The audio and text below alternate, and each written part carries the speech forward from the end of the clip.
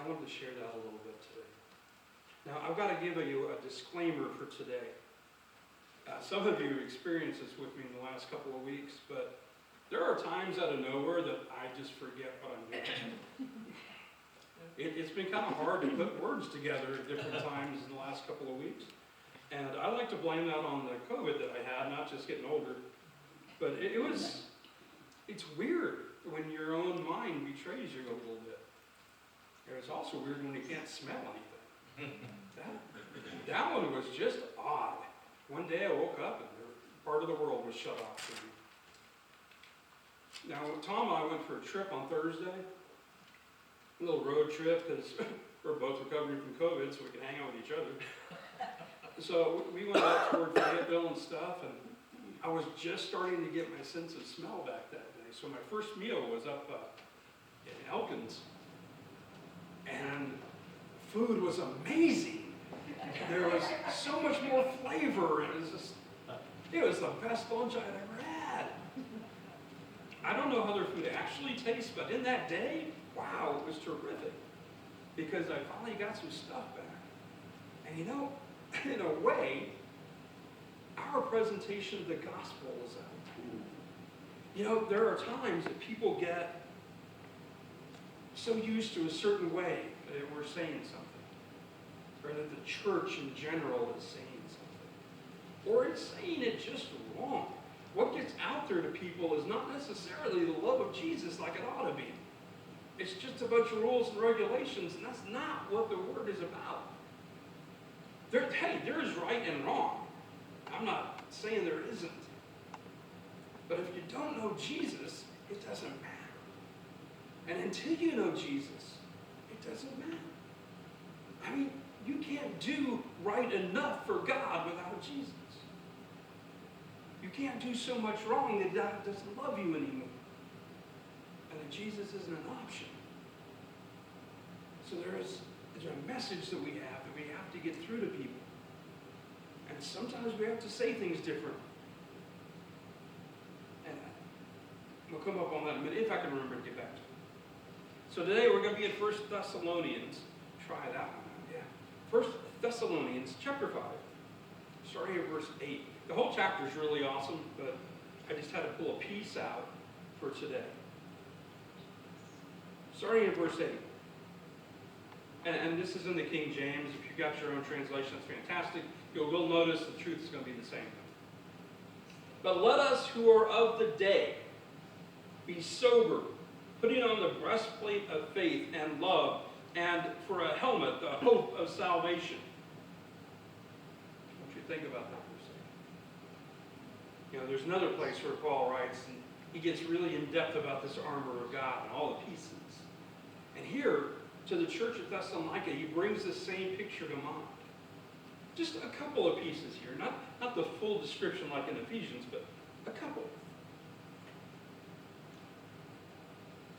Faith and love and salvation. These are the things, he starts out here in verse 8 and says, start here, apply this. We're going to get into some other stuff here in a minute, but Paul's saying, get ready here. He's wrapping up the letter in the 5th chapter. He's mentioned a lot of things to them, and now he's telling them, as you're finishing this up, as I'm getting out of here, I want you to know this. Apply the armor that God gives you. And think about that. Can you picture a soldier on the battlefield today deciding, you know what, I don't need the flak jacket today. I don't need the vest. I don't need all that gear. I think I'm going in shorts and a t-shirt today because it's hot outside. How much sense does that make? How many of our cops do you see and sheriff's deputies running around today without a vest? Do you think the vest is more comfortable than not having the vest? It is not. No. But it's a lot safer. It's what they do, and to a point, it's what they're told to do. We are told to put this armor on before we do anything else. Without it, we will not make it. So apply the armor. In verse 9, for, which means because of this other stuff he said, God has not appointed us to wrath, but to obtain salvation by our Lord Jesus Christ, who died for us, that whether we wake or asleep, we should live together with him. We are appointed to salvation. That's the goal. That's the job. That is what our appointment is. We are set aside. We have been paid for. And the goal is salvation. Now, a little bit out of order, we need the salvation in order to put the armor on. Okay? But he says, you can put the armor on because you've been appointed to salvation. You can go into battle confident because God has appointed you to the day. He has given you this day to live in. He has given the salvation that you have. And like I said before, all the rights and the wrongs and the beliefs and doctrines, they don't matter without this first. I've had lots of talks with people over the last several years, being a pastor, being a minister, a whole bunch of talks. And a lot of people want to get into, well, let's talk about Revelation. Okay, I can do that. Let's talk about this doctrine. What about this doctrine? I got young people and also young people like, well, what about tattoos? And what about this? And what about that? What about dancing? You're a Baptist, right? I mean, all this stuff. And, you know, my reply sometimes, depending on who it is, I might get into it. But my reply usually is, do you know Jesus? Because I'd love to have a talk with you. But if you don't have a frame of reference in a relationship with Christ that gives you a relationship with God, that the very author of this book we're talking about resides inside of you, then our discussion is not going to bear any fruit. It's just wasted time. And these days, I just don't feel like wasting my time so much. So I try to talk to people about Jesus when they want to talk about all the other stuff. Hey, if we got that covered, let's jump in. Let's go find those deep mysteries, you know?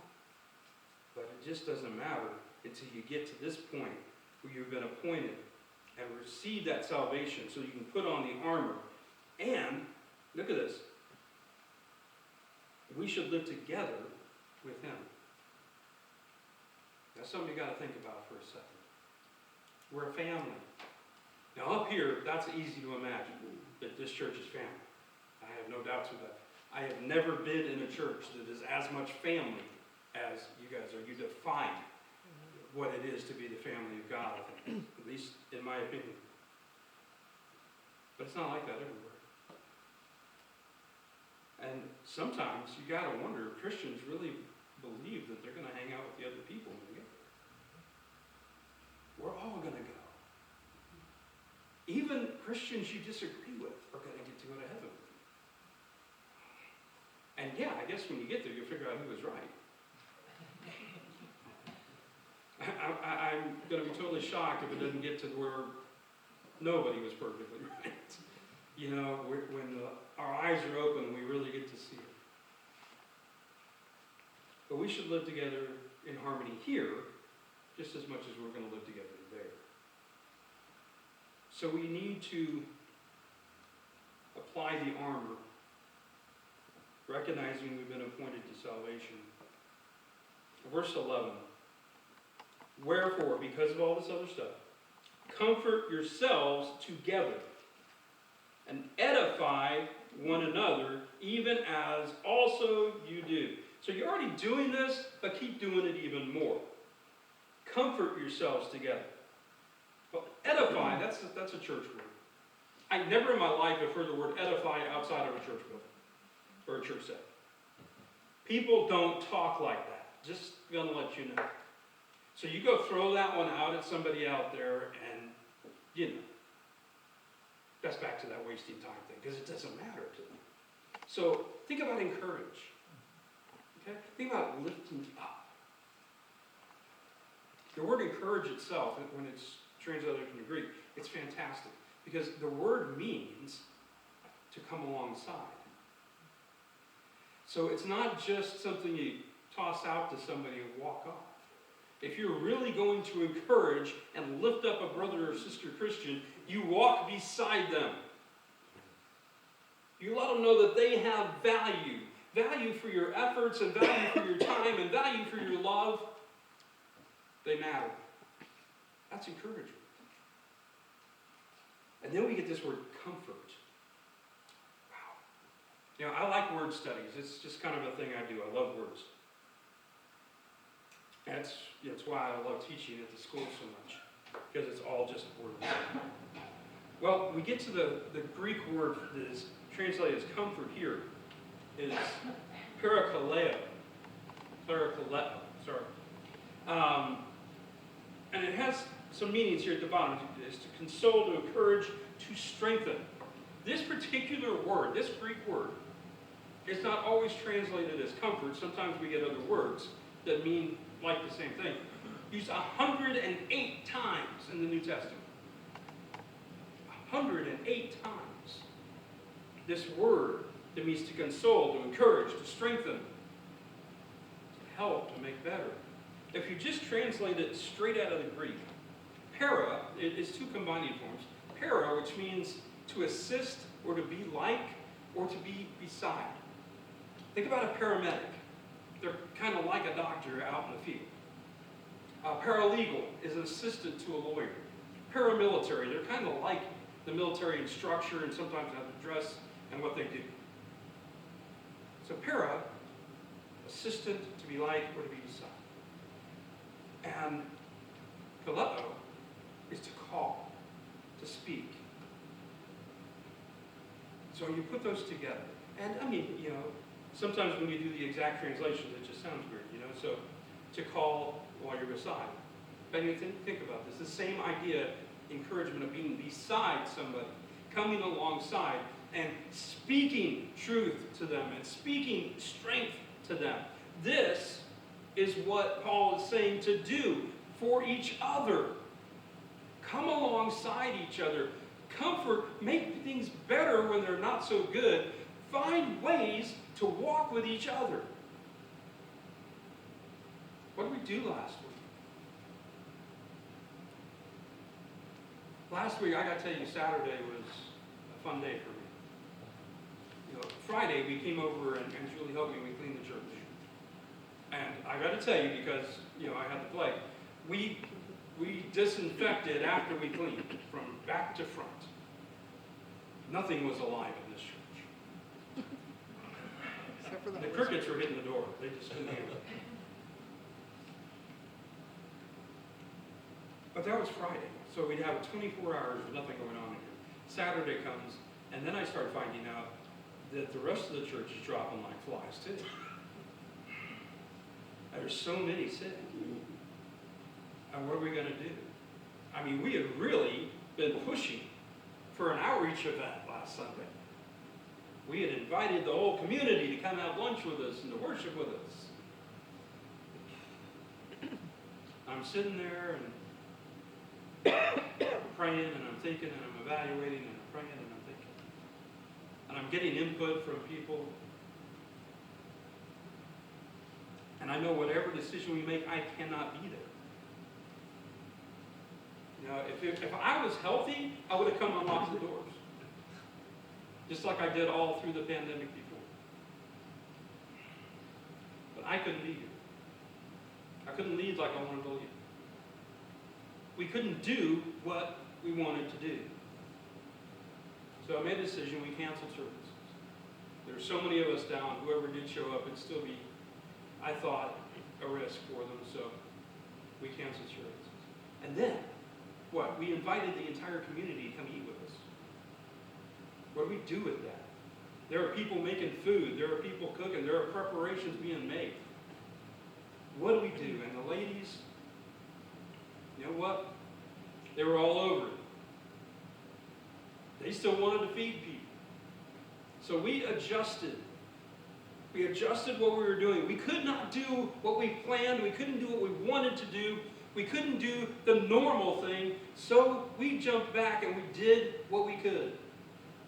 The ladies came up, they made the food, they prepped the food, and they just gave it away. They did takeout meals to whoever came by.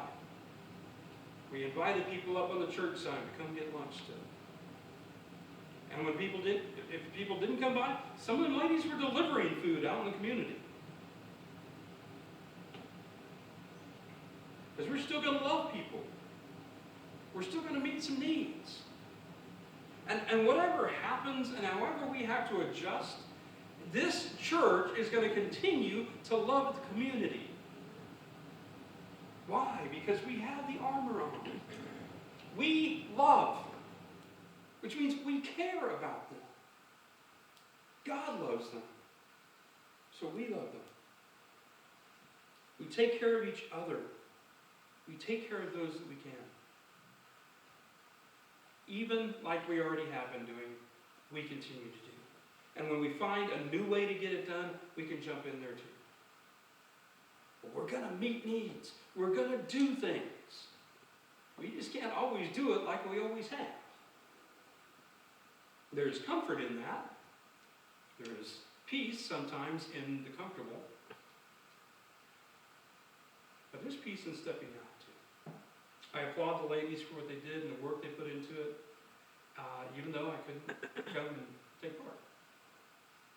And so learning to lead from a different position, that was an experience too. And by the way, I do appreciate all of you that gave me advice last week. Like for real, I do. Okay, here's another thing in verse 12.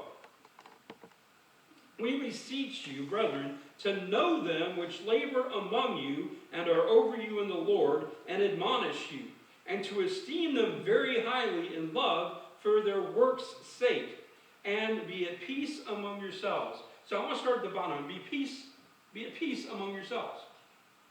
Unity in the church is something that Jesus prayed to God for. Peace is something he wants to give us. Peace is something that's kind of commanded among us. We have to love each other. Y'all get that? Jesus told his disciples, they will know you are mine by your love. Plain and simple. Now, this can seem a little bit self-serving here for a preacher to actually bring up these verses, but I'm not going to run away from anything in the Bible. It is what it is. It says what it says. But look at what it says. Know them which labor among you. Now, as it gets down here and he says more things, then we kind of move to that position. A lot of people look at this as referring to pastors, deacons, leaders in the church. And recognizing them, just the word uses esteem them very highly.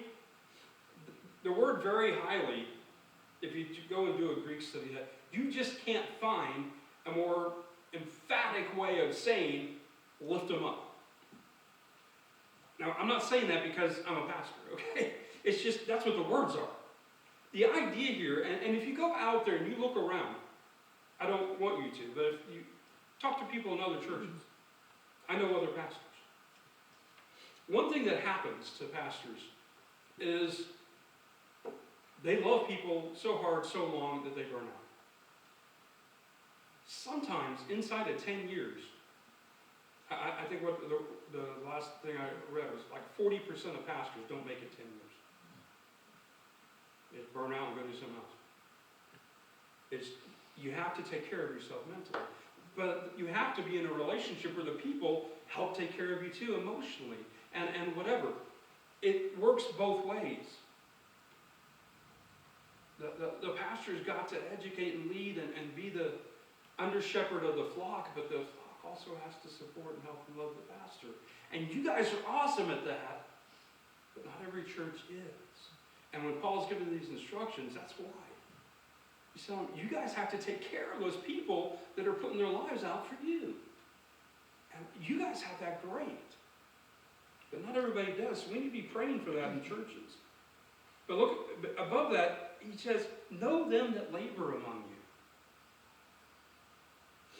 When I first entered into ministry, when an old hand at the whole thing was talking to me, he goes, you just got to realize, what you got to realize is,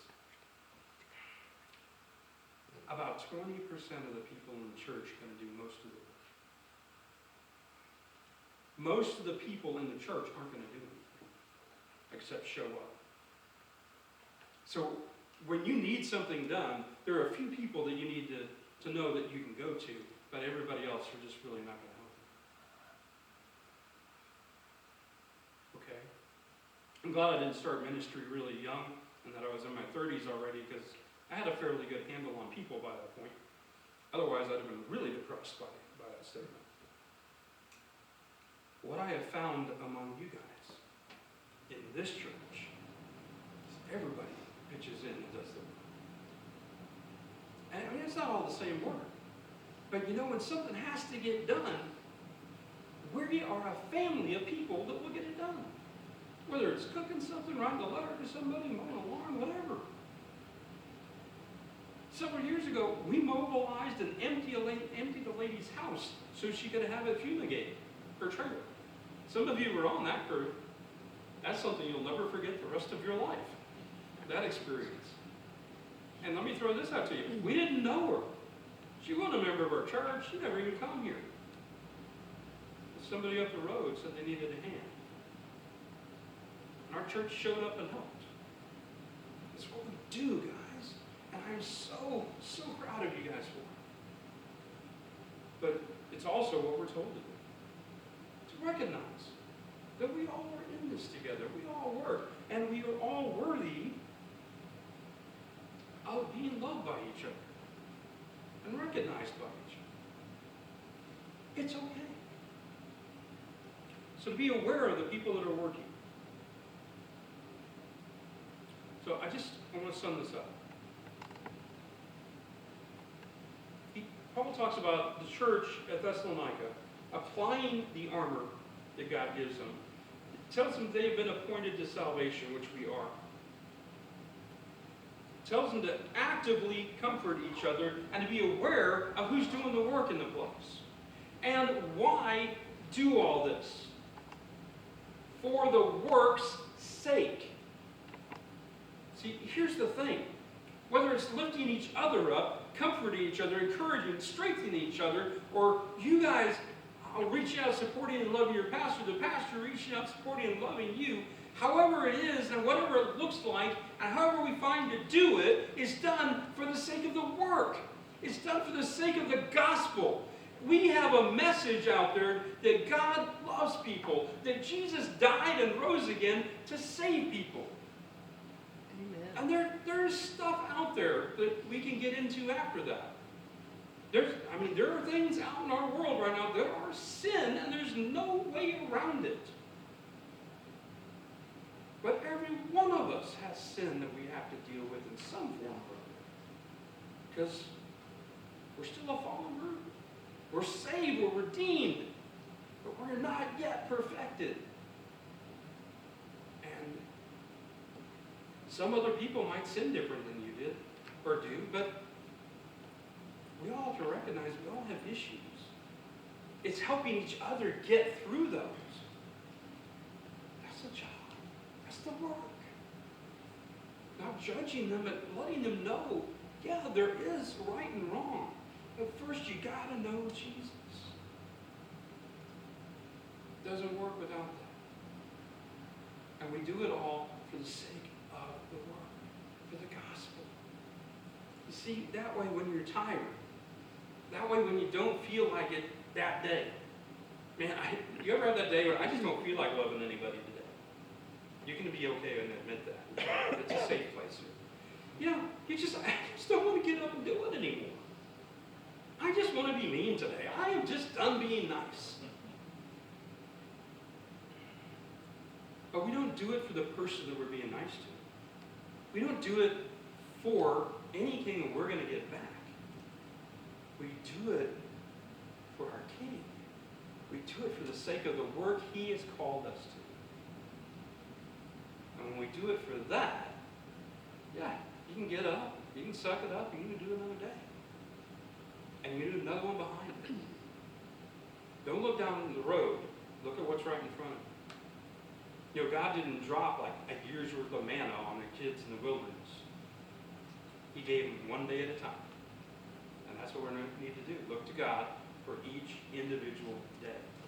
Amazing, though, in his economy, you know what God said? About every day, his mercies are new every day. Just like his provision is new every day. Just like his loving kindness renews every day. I want to invite you to pray right now.